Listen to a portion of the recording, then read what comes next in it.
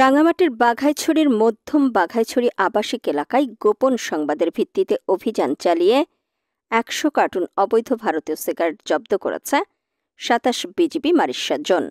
গভীর রাতে সীমান্ত সড়কে মোটরসাইকেল যোগে ভারতীয় সিগারেট আসার খবরে বিজিবির zone commander lieutenant colonel Mohammad Jahidul Islam Jahid পিএসসির নির্দেশে ক্যাপ্টেন অমিত কুমার সাহার নেতৃত্বে এই অভিযান চালায় বিজিবি।